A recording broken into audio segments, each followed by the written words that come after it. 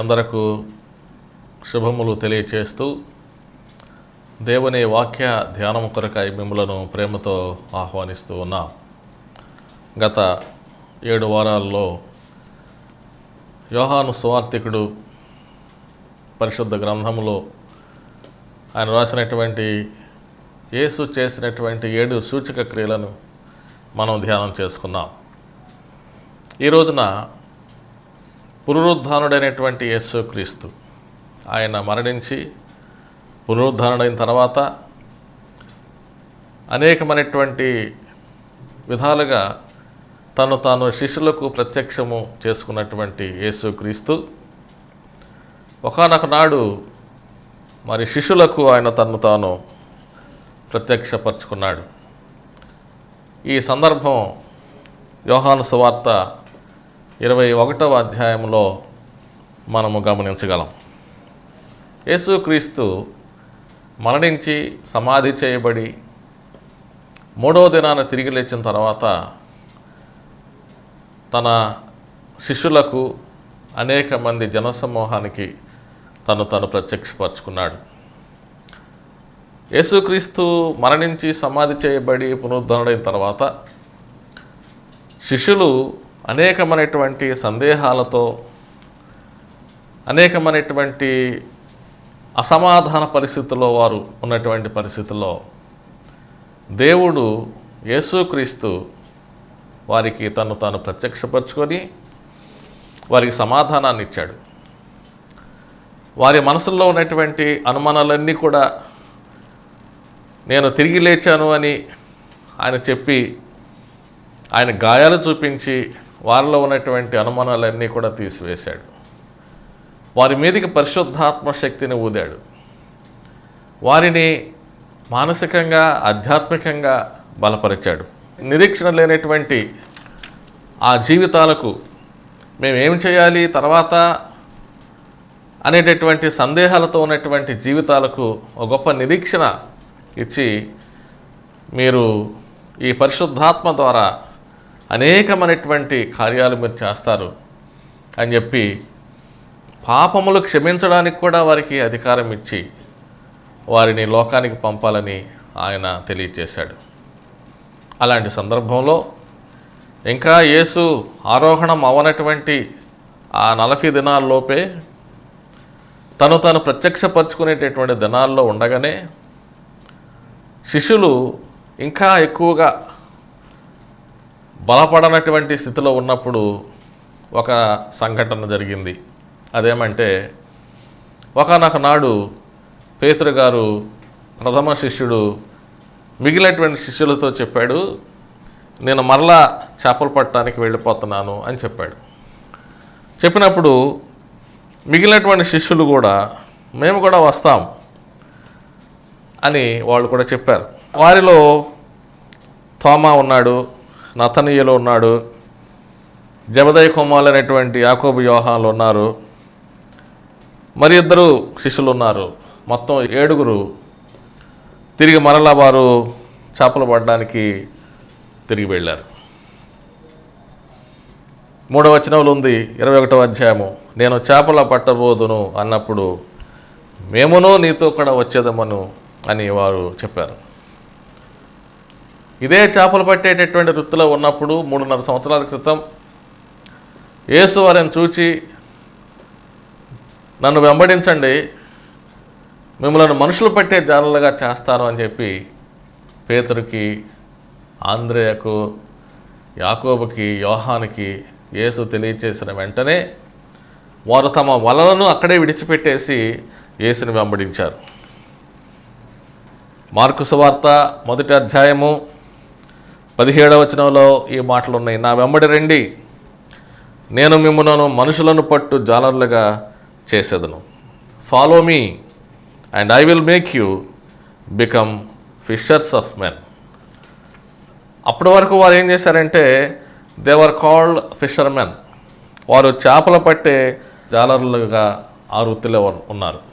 చేపలు పట్టడం అంటే సముద్రంలో బ్రతికి ఉన్నటువంటి చేపలను బట్టి ఆ బ్రతికి ఉన్న చేపలు తీసుకొచ్చి ఒడ్డున పెట్టి వాటిని అమ్ముతూ వ్యాపారం చేసుకునేటటువంటి వృత్తి.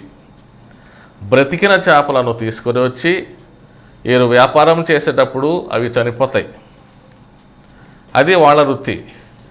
ఈ వృత్తి నుండి, ఈ పని నుండి మిమ్ములను మనుషులను పట్టే జాలర్లుగా నేను చేస్తా. Fishers of men. అంటే ఈ సమాజంలో, ఈ లోకములో ఆధ్యాత్మికంగా పాడైపోయినటువంటి, మరణించినటువంటి మానవ జీవితాలని పట్టుకొని ఆధ్యాత్మికమైనటువంటి జీవాన్ని పోసేటటువంటి మహా గొప్ప ఆశీర్వాదం, మహా గొప్ప పనిని మీకు నేను ఇస్తా. అవిశ్వాసములో, అసత్యములో, అవినీతిలో, అక్రమములో, పాపములో కూరుకుపోయినటువంటి, ఈ ప్రవాహములో కూరుకుపోయినటువంటి మనుషులను, ప్రజలను పట్టుకుని వారిలో మానసికమైనటువంటి, ఆధ్యాత్మికమైనటువంటి క్రీస్తు యొక్క శక్తిని వారికి అనుగ్రహించి ఒక నూతన జీవాన్ని ప్రసాదించేటటువంటి మహత్తర బాధ్యత మీకు అప్పజెప్పబోతూ ఉన్నాను. బ్రతికిన చేపలను పట్టుకొని అమ్ముకునేటటువంటి ఆ పరిస్థితి నుండి, చనిపోయినటువంటి, మానసికంగా ఆధ్యాత్మికంగా చనిపోయినటువంటి ఆ జీవితాలను తీసుకొని ఒక నూతనమైనటువంటి విధానంలో నూతన జీవాన్ని వారికి పోసి ఒక నూతన సమాజాన్ని నిర్మాణం చేయడానికి మిమ్మల్ని ఏర్పాటు చేసుకున్నాను అని 3.5 సంవత్సరాల క్రితం ప్రభువైన యేసుక్రీస్తు శిష్యులకు చెప్పాడు. అట్లా వారు వెంబడించారు యేసును. మళ్ళా ఇప్పుడు ఇవన్నీ వాళ్ళు మర్చిపోయి మళ్ళా తమ పాత వ్యాపారానికి, మళ్ళా ఆ చేపలను పట్టేటటువంటి స్థితికి వారు వెళ్ళిపోవడం అనేది ఇక్కడ చాలా శోచనీయమైనటువంటి విషయం. 3.5 సంవత్సరాలు యేసు వారికి బోధించాడు, వారికి తర్బీదునిచ్చాడు, వారిని సిద్ధపరిచాడు, దేవుని యొక్క ఆత్మతో నింపాడు. Jesus taught them, he trained them, he equipped them and he empowered them. ఇన్ని విధాలుగా 3.5 సంవత్సరాల్లో యేసు వారిని అనేక విధాలుగా సిద్ధపరిచిన తర్వాత మరలా వారు చేపలు పడడానికి వెళ్ళి అనేది చాలా విచారకరం. పేతురు గారు అడిగాడు ఒకసారి యేసును, మేము సమస్తాన్ని విడిచిపెట్టి నిన్ను వెంబడిస్తున్నాం కదా ప్రభువా, ఏమిటి తర్వాత మా పరిస్థితి ఏమిటంటే, ప్రభు చెప్పాడు, మీరు పరలోకంలో 12 మంది 12 సింహాసనాల మీద ఉండి సర్వలోకానికి తీర్పు తీరుస్తారు. ఎంత మహా గొప్ప భాగ్యం! ఒక మనుషుల్ని, చేపలు పట్టే జాలర్లని దేవుడు ఏర్పాటు చేసుకొని మనుషులు పట్టే జాలర్లుగా చేసి సర్వలోకానికి పరలోకంలో ఉండి తీర్పు తీర్చడానికి 12 సింహాసనాలు మీద కూర్చొని వారు ఉండడం అనేది దేవుడిచ్చినటువంటి మహా గొప్ప కృప కాదా? ఒక సామాన్యమైనటువంటి మనుషులు వాళ్ళు. ఈ చేపలు పెట్టేటటువంటి వారిలో కూడా వీరు చాలా చిన్న వ్యాపారస్తులు. పెద్ద పెద్ద వలలు, పెద్ద పెద్ద వ్యాపారాలు చేసేవాళ్ళు చాలామంది ఉన్నారండి. వీడు చేసేటటువంటిది చాలా చిన్న వలలతో చిన్న వ్యాపారం చేసేటటువంటి సామాన్యమైనటువంటి వ్యక్తులు వీళ్ళు, సాధారణమైనటువంటి వ్యక్తులు. దేవుడు ఎన్నిక చేసుకున్నప్పుడు సాధారణమైనటువంటి వ్యక్తులను ఎన్నిక చేసుకున్నాడు. చరిత్రలో సామాన్యమైనటువంటి మనుషులను ఎన్నిక చేసుకొని అసాధారణమైనటువంటి కార్యక్రమాలు వారి ద్వారా దేవుడు చేశాడు. ఆదికాండంలో మనం గమనిస్తే బాలుడైనటువంటి యోసేపుని దేవుడు ఎన్నుకున్నాడు, ఏర్పాటు చేసుకున్నాడు. ఐగుప్తు దేశానికి మహా ప్రధానమంత్రిని చేశాడు దేవుడు. ఒక సామాన్యమైనటువంటి మనుష్యుడు ఆయన. అలాగే మోషేను దేవుడు ఎన్నుకున్నాడు ఇశ్రాయేలు జనాంగం మీద నాయకుడిగా ఉండడానికి. ఒక సామాన్యమైనటువంటి మానవుడు మోషే. అలాగే దావీదుని ఎన్నుకున్నాడు. ఒక బాలుడైనటువంటి గొర్రెల కాపరైనటువంటి దావీదుని ఒక సామాన్య స్థితిలో నుండి దేవుడు ఎన్నుకున్నాడు. ఇశ్రాయేలు రాజ్యానికి మహాచక్రవర్తిని చేశాడు. ఆయనకు ముందు సౌలు కూడా సామాన్యమైనటువంటి మానవుడే. వీరందరూ ఏదో రాజకుటుంబంలో నుండి పుట్టి వచ్చిన వారు కాదు. ఒక సామాన్య కుటుంబాల్లో నుండి సాధారణ వ్యక్తులుగా వచ్చి దేవుని చేత దీవించబడి ఆశీర్వదించబడి దేవుని ప్రజలకు నాయకులుగా, న్యాయాధిపతులుగా, రాజులుగా, చక్రవర్తులుగా, ప్రధానమంత్రులుగా వారు ఉండడానికి దేవుడు కృప అనుగ్రహించాడు. ఇలాంటి పరిస్థితుల్లో మరి పేతురు, యోహాను, యాకోబు, ఆంద్రే అలాంటి వాళ్ళంతా కూడా, ఈ 12 మంది శిష్యులు కూడా సామాన్యమైనటువంటి వారే. దేవుడు వారిని ఈ లోకములో తన సాక్షులుగా వినియోగించుకొని ఈ లోక జీవితం అయిపోయిన తర్వాత పరలోకములో 12 సింహాసనాలు వారికి అనుగ్రహించడం మనం దేవుని యొక్క వాక్యములో చూస్తాం. అనేకసార్లు దేవునికి సాక్షులుగా మనం ఉండడానికి మన జీవితాలను దేవుడు పిలుచుకున్నప్పుడు దేవునికి సాక్షులుగా ఉండకుండా సాతానుకు బానిసలుగా ఉండడానికి సాతానుడు మలుచుకుంటూ ఉంటాడు. ఇక్కడ అదే జరిగింది. 3.5 సంవత్సరాలు యేసు క్రీస్తు వీరిని సిద్ధం చేసుకున్న తర్వాత మరలా తమ మార్గాన్ని విడిచిపెట్టి వేరే మార్గంలో, ఇహలోక సంబంధమైనటువంటి మార్గంలో వెళ్ళిపోవడానికి సాతానుడు ప్రేరేపించాడు. ఎవరిని ప్రేరేపించాడు? ప్రధానమైనటువంటి శిష్యుడినే ప్రేరేపించాడు. సాతానుడు ఎప్పుడు కూడా ప్రముఖ వ్యక్తుల్లోనే ప్రవేశిస్తాడు, ప్రధానమైనటువంటి వ్యక్తుల్లోనే ప్రవేశిస్తాడు. ఎందుకంటే ఆ ప్రధానమైనటువంటి నాయకుల్లోనే ప్రవేశిస్తే ఆ నాయకత్వంలో మిగిలిన వాళ్ళందరూ కూడా ఫాలో అవుతారు అనేది సాతాను యొక్క తెలివితేటలు. పేతురు గారు ప్రధానమైనటువంటి శిష్యుడు, ఆయనే వెనక్కి వెళ్ళిపోతే మిగిలిన వాళ్ళందరూ వెళ్ళిపోతారు అని గమనించి సాతానుడు పేతురులోనే ప్రవేశించాడు. పునరుద్ధాన శక్తిని, పునరుద్ధాన సాక్ష్యాన్ని లోకములో తెలియచేయవలసినటువంటి శిష్యులు మరలా పాత వ్యాపారాలకు వెళ్ళిపోవడం అనేది చాలా బాధాకరమైనటువంటి విషయం. వెళ్ళారు, ఆ రాత్రంతా సముద్రములో వల వేసి చేపలు పట్టడానికి ప్రయత్నం చేశారు. అయితే అక్కడ ఏమని ఉందంటే 3వ వచనంలో, ఆ రాత్రంతా వారు ప్రయత్నం చేశారు కానీ ఏమీ పట్టలేకపోయారు. ఒక్క చేప కూడా దొరకలే వాళ్ళకి. వారు చిన్న వయసు నుండి కూడా వాళ్ళ తల్లిదండ్రులు జాలర్లు, చేపలు పట్టే జాలర్లు, చిన్న వయసు నుండి ప్రాక్టీస్లో ఉన్నటువంటి వారు. కానీ 3.5 సంవత్సరాలు మాత్రమే వారికి కొంచెం గ్యాప్ వచ్చింది. అయినా రాత్రంతా ప్రయత్నం చేశారు చేపల కొరకు, ఒక్క చేప కూడా పట్టలేకపోయారు. ఎందుకు అని అంటే సర్వ సృష్టి దేవుని యొక్క ఆధీనములో, స్వాధీనములో ఉన్నది. దేవుడు సర్వ సృష్టిని ఆయన సృష్టించాడు. చేపలు ఆయన మాట విన్నాయి, పక్షులు ఆయన మాట వినినవి, క్రూర మృగాలు ఆయనకు లోబడినవి ఆయన మాటకు. సర్వ సృష్టి సముద్రముతో సహా ఆయన మాటకు లోబడినటువంటి సందర్భాలు ఎన్నో మనం చూచాం. అలాంటి సందర్భంలో దేవుని సెలవు లేకుండా వీరి యొక్క వలలోనికి ఏ చేప కూడా రాదు అనే విషయాన్ని మనం అర్థం చేసుకోవాలి.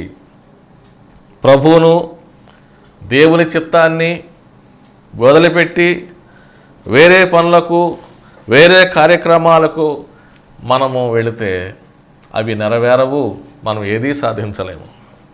అందుకనే ప్రసంగ గ్రంథం 2వ అధ్యాయము 25వ వచనంలో ఏమనుందంటే, ఆయన సెలవు లేక భోజనము చేసి సంతోషించుట ఎవనికి సాధ్యము? ధనధాన్యములు ఉండొచ్చు, కానీ ఆయన సెలవు లేకుండా మనం ఒక్క పూట కూడా భోజనము చేయలేము అనే విషయాన్ని మనం గ్రహించాలి. సూర్యోదయం ఒకచుండగా రాత్రంతా కష్టపడ్డారు. సూర్యోదయం ఒకచుండగా యేసు తన్ను తాను వారికి ప్రత్యక్షపరుచుకున్నాడు. వారి దగ్గరికి వచ్చాడు. ఎందుకంటే తప్పిపోయినటువంటి శిష్యులను మరలా వెదికి తీసుకురావటానికి, తన మార్గము నుండి వేరుగా వెళ్ళిపోయినటువంటి వారిని మరలా ఆయన పిలుచుకొని వస్తూ ఉన్నాడు. 4-5 వచనాలు ఉంది. సూర్యోదయమున యేసు తను తాను ప్రత్యక్షపరచుకొని వారితో మాట్లాడుతున్నాడు. ఏమనంటే, పిల్లారా, భోజనమునకు మీ వద్ద ఏమైనా ఉన్నదా అని అడిగాడు. భోజనం సంపాదించుకోవడానికి వచ్చారు కదా, భోజనమునకు మీ వద్ద ఏమైనా ఉన్నదా, ఏమైనా మీరు సాధించగలిగారా అన్నట్లుగా యేసు అడిగితే వాళ్ళు అన్నారు, ఏమీ లేదు అన్నారు. They said no. శూన్యం అక్కడ ఉన్నది. యేసును వదిలిపెట్టి, దేవుణ్ణి వదిలిపెట్టి, సాతాను ప్రేరేపణ చేత ఇహలోకములో ఈ ప్రవాహంలో నీవు పోతే మనం సంపాదించేది శూన్యం అనే విషయాన్ని ఇక్కడ మనము తెలుసుకోవాలి. ప్రభువు లేని జీవితాలు, ప్రభువు లేని ఆస్తులు, ప్రభువు లేని చదువులు, ప్రభువు లేని ఉద్యోగాలు, పదవులు, ఇవన్నీ కూడా శూన్యమైనవి. ఇవన్నీ దేవుడే మనకిచ్చాడు. మన పదవులు, మన ఉద్యోగాలు, మన చదువులు, జ్ఞానము, ఆరోగ్యము, ఇవన్నీ దేవుడు మనకిచ్చాడు. దేవుని మహిమ కొరకు మనం ఈ లోకంలో జీవించాలి. దేవునికి సాక్షులముగా జీవించాలి. దేవుని వదిలిపెట్టి మనం దూరంగా వెళ్ళి సాధించగలిగింది ఏమీ లేదు. అప్పుడు ప్రభు చెప్పాడు 6వ వచనంలో ఏమంటే, మీరు కుడివైపున వల వేయండి. రాత్రంతా వారు వల వేసినటువంటి అనుభవంలో అన్ని వైపులా వాళ్ళు వేశారు. అయితే ఇప్పుడు మరలా యేసు చెప్తున్నాడు ఏమనంటే, దోనె కుడి ప్రక్కన వలవేయుడి మీకు దొరుకును అని చెప్పినప్పుడు వారు ఆ విధంగా చేసినప్పుడు వారికి విస్తారమైనటువంటి చేపలు పడినవి. అలాగ వేయగా చేపలు విస్తారముగా పడినందున వల లాగలేకపోయిరి. ఏమిటి వింత దృశ్యం, ఈ వింత అనుభవము, ఈ సమృద్ధి అనుభవం ఎక్కడ ఉంది అని వాళ్ళు ఒక్క క్షణం ఆలోచన చేసినప్పుడు అప్పుడు వారు యేసును చూచారు. యేసు ప్రేమించిన శిష్యుడు ఆయన ప్రభువు సుమి అని పేతురుతో చెప్పాడు. ఎందుకంటే ఈ అనుభవము ఎక్కడ ఉండదు. కుడివైపున వల వేయమనగానే, వారు వల వేయగానే విస్తారమైనటువంటి చేపలు పట్టగా, ఎవరు ఈయన మాటలో ఇంత శక్తి ఎవరు అని చూచినప్పుడు యేసు అని వారు గుర్తుపట్టగలిగారు.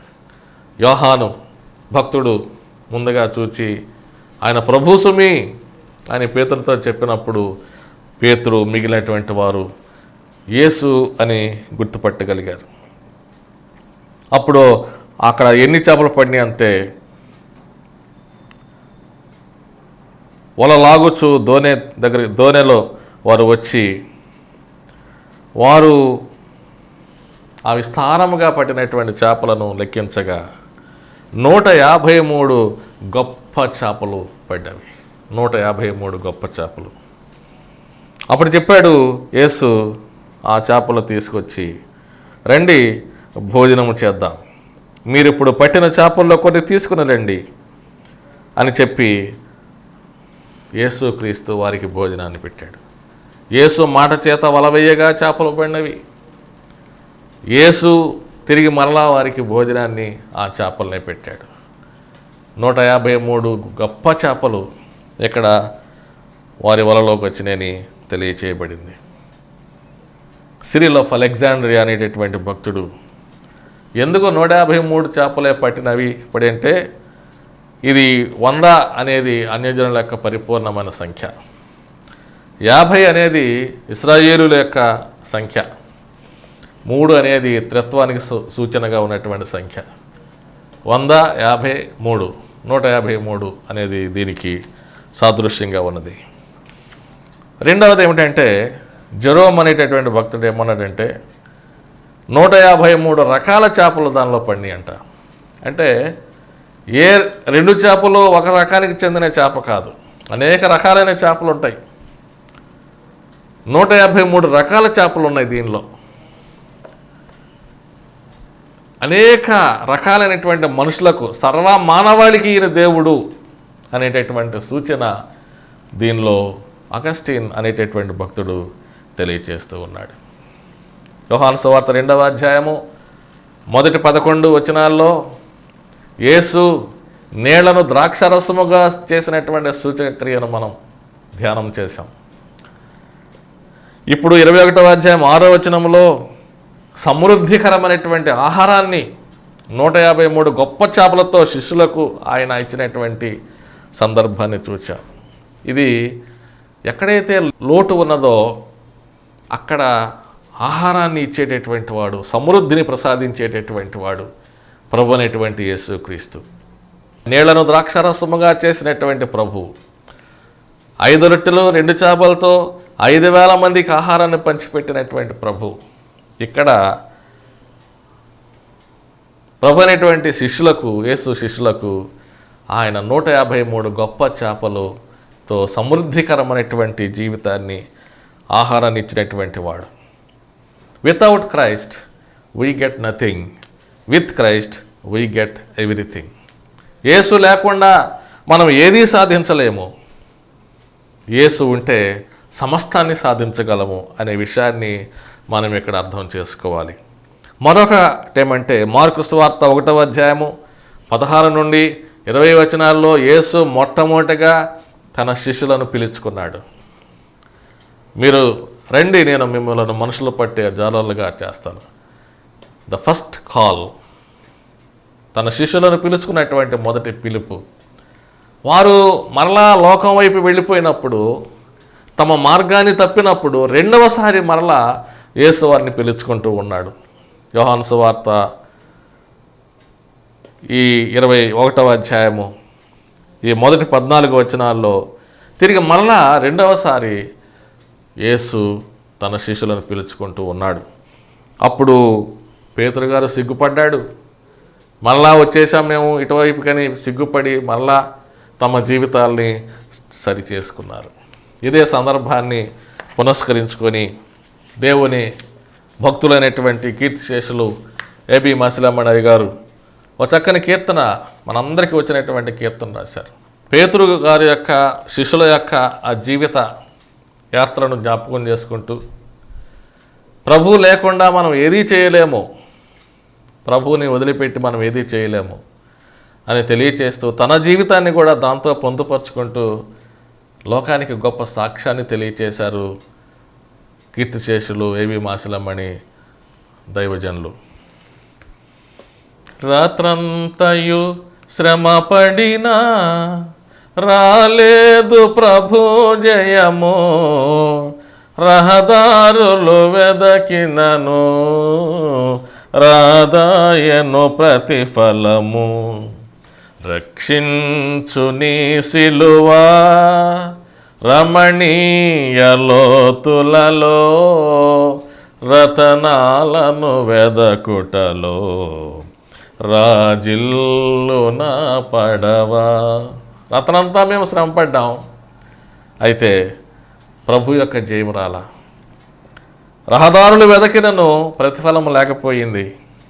అయితే నీవెప్పుడైతే మా మధ్యకు వచ్చావో అప్పుడే మా జీవితాలు సమృద్ధికరమైనటువంటి జీవితాలకి అది మార్గాన్ని చూపించింది. కొన్నిసార్లు మన జీవితాల్లో కూడా దేవుని మీద ఆధారపడకుండా, దేవుని ఆత్మ మీద ఆధారపడకుండా మనం చేసే కార్యాలకు ఫలితం ఉండదు. అదే చెప్తున్నారు 3వ చరణంలో, ఆత్మార్పణ చేయకయే ఆశించితి నీ చెలిమి, అహమును ప్రేమించుచునే అరసితి ప్రభుని కలిమి. ఆత్మను అర్పణ చేయకుండా నీ యొక్క చెలిమి మేము ఆశించితే అది నిరాశ. అహమును, గర్వమును ప్రేమించి నీ సేవ చేస్తే నీ నుండి మాకు జవాబు దొరకదు. ఆశ నిరాశయే ఆవేదనెదురాయే, ఆధ్యాత్మికలేమిగని అల్లాడే నా వలలు. ఆశలన్నీ నిరాశలే.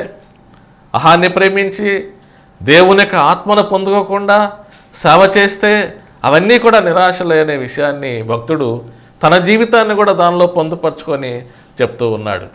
ప్రభు మార్గము విడచితిని, ప్రార్థించుట మానితిని, ప్రభువాక్యము వదలితిని, పరమార్థము మరచితిని.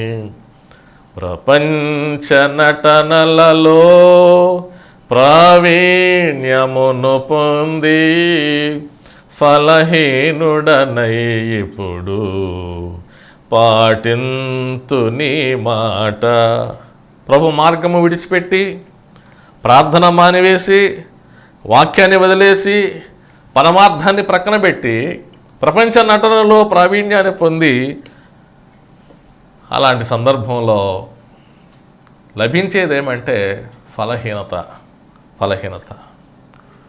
మన శక్తి, మన జ్ఞానం కాదు, కానీ దేవుని ఆత్మతో నింపబడినప్పుడే అక్కడ దేవుడు మనకు ఫలం ఇస్తాడు. ఆనాడు పేతురు మిగిలినటువంటి శిష్యులకు అదే జరిగింది. ఈ యొక్క కీర్తన రాసినటువంటి ఆ భక్తుడు కూడా తన జీవితాన్ని పోల్చుకొని రీడెడికేషన్ ఆఫ్ ది డిసైపుల్స్, పేతురు మిగిలినటువంటి శిష్యుల యొక్క పునః ప్రతిష్ట దీనిలో ఉన్నది. అలాగే భక్తుడైనటువంటి మాసులమణి గారి పునః ప్రతిష్ఠ కూడా ఈ యొక్క చరణంలో ఉంది. ప్రభు యేసుని శిష్యుడనై ప్రభు ప్రేమలో పాదుకొని ప్రకటింతును లోకములో పరిశుద్ధుని ప్రేమ కథ. పరమాత్మ ప్రోక్షణతో పరిపూర్ణ సమర్పణతో ప్రాణంబును ప్రభు కొరకు పానార్పణము చేతు. తిరిగి పునః ప్రతిష్ఠ అనేది ఈ భక్తుల్లో మనం చూస్తాం. మన జీవితాల్లో కూడా ఎప్పటికప్పుడు మనం పునః ప్రతిష్ఠ చేసుకొని దేవునికి సాక్షులమనడానికి పరిశుద్ధాత్మ దేవుడు మనకు సహాయము చేయునుగాక. ఆమెన్. పరిశుద్ధుడైన తండ్రి, సర్వోన్నతుడైన దేవ, మమ్మలను నీ యొక్క కృపలో బలపరిచి నీకు ప్రతిష్ఠ చేసుకొని నీలో మేము జీవించడానికి, సమృద్ధిని మేము కలిగి ఉండడానికి మా జీవితాలు ఆశీర్వదించమని ప్రభువైన యేసుక్రీస్తు ద్వారా వేడుకొనుచున్నాము తండ్రి. ఆమెన్. మన ప్రభువైన యేసుక్రీస్తు కృప, తండ్రిని దేవుని ప్రేమ, పరిశుద్ధాత్మ నిత్య సహవాసము, సమాధానము మనందరికీ తోడెనుగాక. ఆమెన్.